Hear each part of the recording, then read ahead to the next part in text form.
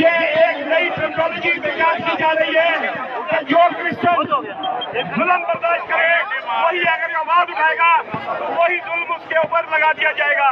جڑاوالا میں جن لوگوں نے کیا ان کا الزام کرسچنوں پہ لگا دیا گیا کیونکہ احتجاج ہوا.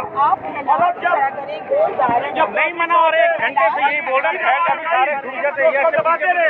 جب وہ نہیں مانا تو اس کے خلاف یہ کیس درج کر دیا کہ اس نے خود اپنے کو بولے ٹیکنالوجی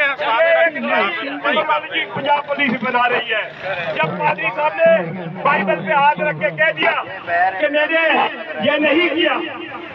یہ نہیں کیا تو پھر اس کے بعد کچھ رہی. تو میں سمجھتا ہوں جو لوگ پادری صاحب پر الزام لگا رہے ہیں وہ بھی قرآن شریف پہ لا کے سورہ توبہ پہ ہاتھ رکھ کے اور اپنے بچوں کے سر پہ ہاتھ رکھ کے کہے کہ پادری صاحب نے گولی چلائی ہے. جیسے پادری صاحب نے بائبل پہ ہاتھ رکھ کے قسم کھائی ہے وہ بھی ایسا کرے تو پھر ہم مانیں گے.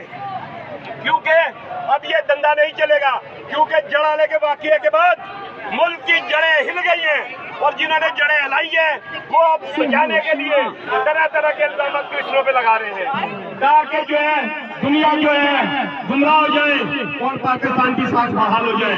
لیکن جو نفرت آپ نے سکھائی ہوئی ہے جو نفرت آپ نے پڑھائی ہوئی ہے آج اس کو کاٹ رہے ہیں آپ. اس میں ہمارا قصور نہیں.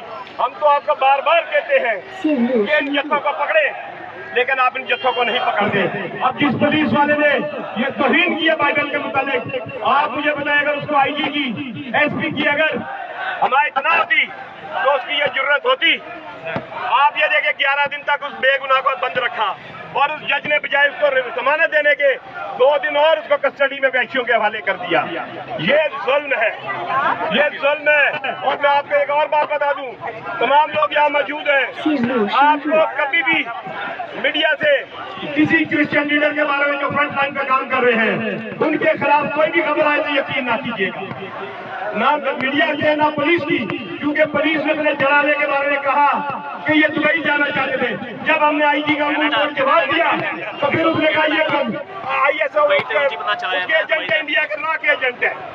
کی بات میں یقین کرتے تو میں سمجھتا ہوں ایسے حالت سے نہ ہوتے. موبائل والے پیچھے موبائل کیمرہ کوریج ہے موبائل پیچھے ہو موبائل یہ بھی آپ اپنے لوگوں کو یقین کیا جاتا ہے لیکن آپ مضبوط ہو جائیں کبھی بھی آپ کے لوگوں کے خلاف خبر چلے تو اس پہ یقین نہ کریں. شکریہ.